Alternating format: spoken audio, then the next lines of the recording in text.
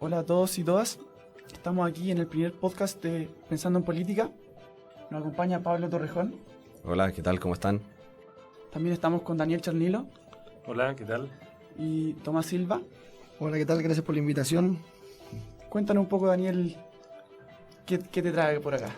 Bueno, es una invitación muy entretenida. Yo soy profesor de la Escuela de Gobierno, soy sociólogo y dirijo el doctorado en Proceso e Instituciones Políticas de la universidad. Perfecto. Y Tomás, cuéntanos un poco a qué te dedicas tú y qué te trae por acá. Bueno, yo soy el director de Políticas Públicas de la SECH, que es la Asociación de Emprendedores de Chile, y encantado de estar aquí participando y hablando de política, sobre todo cuando tiene que ver con el emprendedores y todo lo que tenga que ver con el tema de la crisis y el contexto social que está viviendo Chile. Muchísimas gracias. Bueno, en parte de este podcast queremos también invitarlo a que puedan ser parte de una conversación de distintos temas que pueden estar en boca durante la contingencia. Y nos gustaría poder hablar un poco sobre los derechos humanos, y para eso esta pregunta va dirigida a Daniel, y trata sobre de dónde surge el concepto de derechos humanos y cómo ha ido evolucionando a través del tiempo. El concepto de derechos humanos, así como lo entendemos hoy día, lo entendemos desde la época de la Revolución Francesa. En esa época se hablaba de los derechos del hombre, Uh-huh. ¿sí? Ya con un sesgo de género que hoy día nos parecería tan raro. Pero tiene que ver básicamente con esta idea simple y bien pura, si ustedes quieren, de que tenemos derechos en tantos seres humanos. No en tanto de que somos ciudadanos de un país, no en tanto que tenemos una religión u otra, o en nuestras creencias políticas, sino que todos los seres humanos, por el hecho de ser seres humanos, tenemos un conjunto de derechos que son fundamentales. Si nos movemos rápido en la historia y llegamos a la Segunda Guerra Mundial, el Holocausto judío y la destrucción, prácticamente destrucción de Europa, ese periodo, la idea contemporánea de derechos humanos se instala con la Declaración Universal de los Derechos Humanos en 1948, después de la guerra, justamente para tratar de establecer un marco jurídico, ¿sí?, que sea vinculante para los países, para los estados, para poder decir, hay un conjunto de derechos básicos que todos tenemos en tantos seres humanos, con independencia de género, raza, religión, grupo étnico, etcétera, y que eso se transforme en una suerte de marco vinculante que garantice pisos mínimos de trato y de dignidad para todas las personas. Esa es la idea contemporánea todavía, que está basada en esta declaración, la Declaración Universal, que es del año 48. Perfecto. Y en ese sentido, ¿qué rol entran a cumplir estos derechos humanos en una democracia? O sea, para la democracia la idea de derechos humanos es fundamental, porque las democracias están construidas sobre la base de que los ciudadanos, quienes toman las decisiones, justamente tienen un conjunto de libertades, tienen un conjunto de atributos, de derechos, sobre las cuales se construye la posibilidad de un orden democrático. O sea, lo propio de las sociedades autoritarias, nuevamente pensando en la experiencia de la Segunda Guerra Mundial, era que se le negaba la autonomía, se negaba la libertad de asociación, se negaba la igualdad ante la ley, ¿no? Se negaba la independencia de la prensa o del Poder Judicial. Por tanto, la idea de derechos humanos como la entendemos hoy día es absolutamente fundamental para las democracias. No solo eso, sino que los estados voluntariamente, y es el caso de Chile, deciden adscribir a este tipo de marcos regulatorios para decir nosotros, ¿sí?, en alguna medida dejamos de lado parte de nuestra soberanía para aceptar que hay este conjunto de reglas que no podemos violar bajo ninguna circunstancia. Y Chile fue parte de los países que participó en la redacción original de la Declaración del 48 y ha ido ratificando los tratados, en el caso del capítulo latinoamericano, con la Corte y la Comisión Interamericana de Derechos Humanos. ¿Cómo convive esta idea de derechos humanos con esta idea también de Estado que tiene otras funciones, como mantener, por ejemplo, hoy día se habla mucho del orden público? Por supuesto, los derechos humanos no son la única función del Estado. Y en muchos contextos, en muchos momentos, puede no ser la función más importante del Estado, porque hay otras dimensiones que están en juego. Pero en un orden democrático, el orden público no está opuesto a los derechos humanos, sino que los derechos humanos son la condición de posibilidad del orden público. Porque ¿qué es el orden público? Que tengamos la posibilidad de desplazarnos, de llevar a cabo nuestra vida cotidiana, ¿sí?, sin el miedo a ser agredidos o a ser impedidos de llevar a cabo esas actividades. Y por supuesto, cuando se producen espacios o momentos de disrupción social o de movimientos o de conflictos sociales, esa dimensión se tensiona, pero la labor principal para mantener el orden público es que uno pueda transitar sin miedo. Y parte de ese miedo, y esa es una cuestión fundamental de la estructura de los derechos humanos, es que bajo ninguna circunstancia uno puede sentir que es el Estado el agresor. Cuando los ciudadanos creen, grupos de ciudadanos creen que el Estado es quien crea las condiciones de miedo, ese es el atentado más fundamental sobre el cual están construidos los derechos humanos. Cuando alguien me ataca a mí en la calle, ese es un crimen. Delito, claro. Ese es un delito.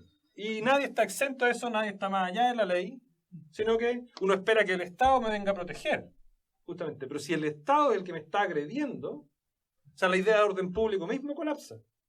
Porque el Estado, que es el que debe proteger el orden público, es el principal agresor contra el orden público. Sí, yo creo que eso es un poco de los mitos que yo creo que hay que empezar a despejar también en este programa, de cuándo hay violación a los derechos humanos y cuándo no, porque muchas veces el enfrentamiento entre dos personas dicen, bueno, también se están vulnerando los derechos humanos, y finalmente es cuando el Estado es el que restringe la libertad de la comunidad en la cual se está viviendo, que es lo que decía un poco ahí el profesor. Entonces hay mucha gente también y esa es un poco que quería preguntarle también, cuando hay grupos de manifestantes que agrega carabineros, que muchos políticos dicen dónde están los derechos humanos de los carabineros en este caso, y muchas también autoridades de oposición y también dicen, bueno, ellos tienen que velar, ellos son el organismo que tienen que velar por la seguridad de los derechos humanos,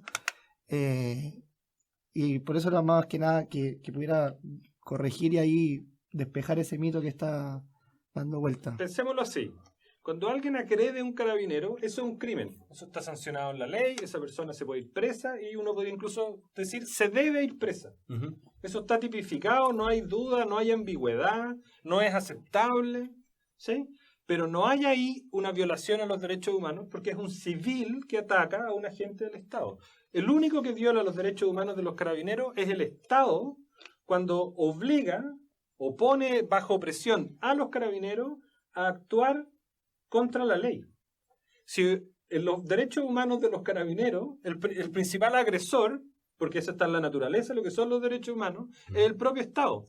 Y yo espero que en los próximos meses y años empecemos a conocer de casos de carabineros que han sido dados de baja o que han sido sancionados porque se han rehusado, bajo la idea de la objeción de conciencia, que es una cuestión que está en la propia Constitución chilena, de llevar a cabo acciones que pueden ser consideradas delito.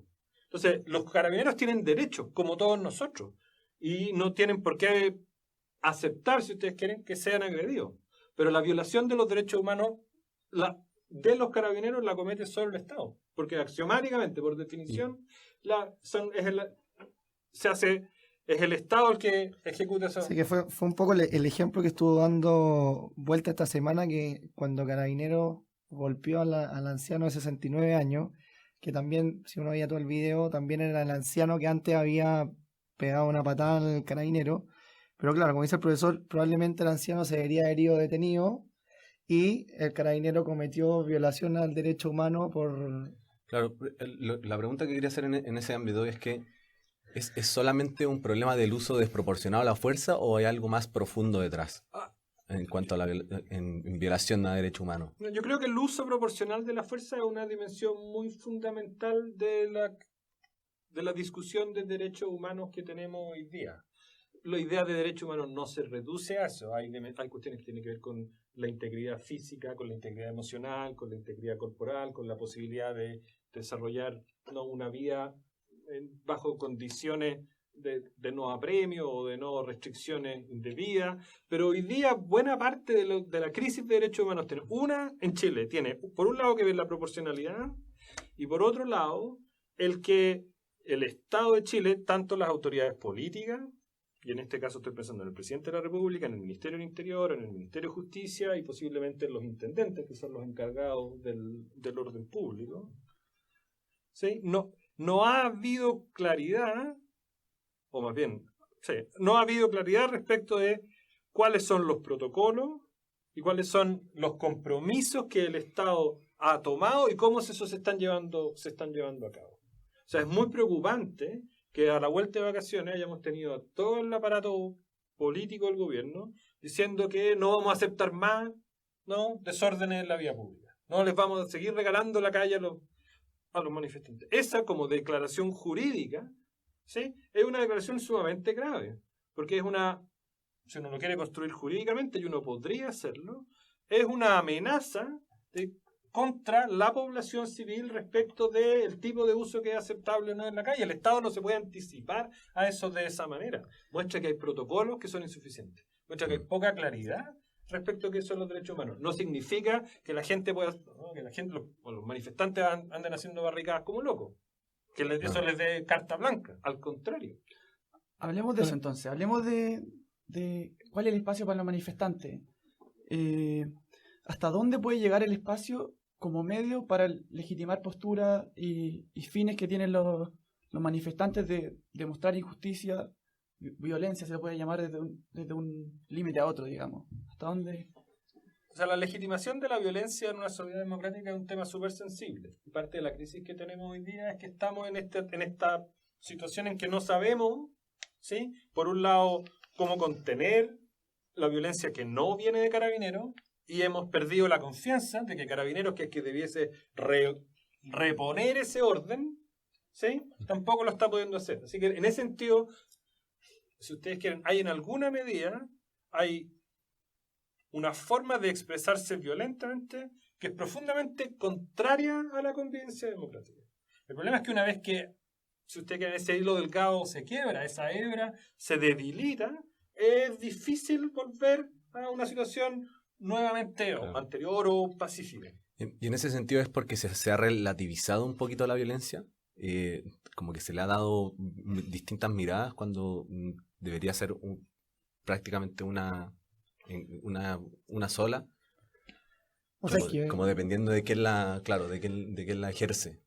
O sea, yo creo que finalmente uno yendo a las marchas y todo se puede ir dando cuenta que violencia también no es solamente la agresión física, o sea, y el eslogan de los 30 no son 30 pesos, son 30 años, yo creo que también calza con todo un ejercicio que ha hecho durante toda la clase política, o sea izquierda o derecha, que ha sometido también a la ciudadanía a no violencia física, sino que violencia de que la gente, es el nivel de la pobreza, hoy día en Chile está en 500.000 pesos y el sueldo mínimo están recién legislando que se iba a ser de 300.000, o sea, también la gente se endeuda, no llega a fin de mes, y esas son cosas también que van violentando y se siente violentada la gente, y eso yo creo que generó que la gente fuera a marchar y que se movilizara y que llegara el 1.200.000 que llegó el 25 de octubre.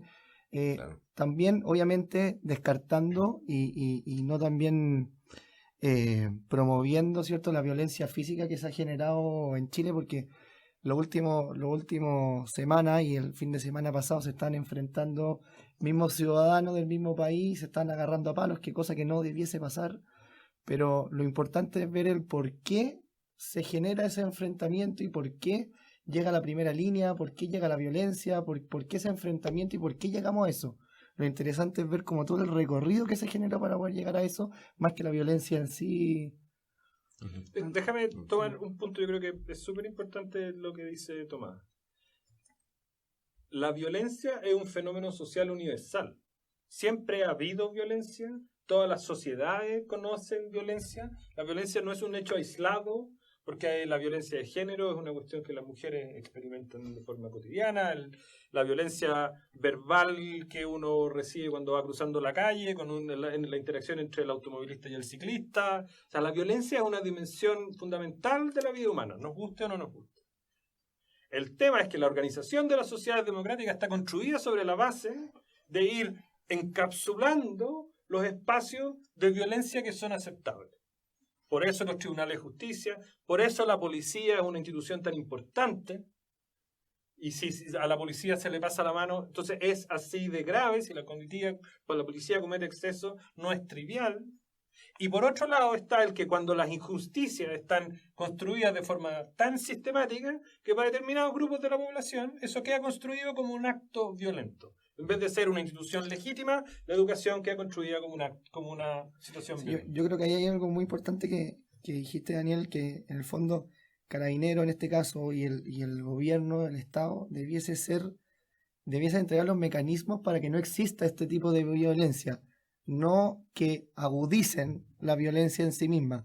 Y yo creo que en ese sentido Carabineros también ha jugado un rol de muchas veces de provocación, ha jugado mucho rol de tratar de impedir que se hagan estas marchas, cuando el intendente también hizo un posicionamiento dentro de la Plaza Italia antes que fuera la manifestación, que mucha gente lo tomó como provocación y eso también generó el ocupamiento, que le hicieran una acusación constitucional al intendente. Entonces también hay que tener mucho cuidado y una línea muy delgada entre que el Estado resguarde que no se genere violencia, a que aplique todo esto también y responda violencia con violencia, que eso es peor aún, es más grave.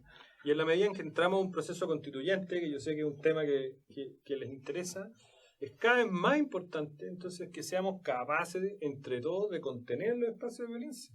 Porque la belleza de un proceso constituyente, la característica más única que va a tener en un país como Chile, que nunca ha tenido un proceso constituyente en condiciones de democracia, es que vamos a debatir de la manera más racional posible, de la manera más amplia posible, de la manera más libre posible, cuáles son las reglas que van a gobernar la vida en común.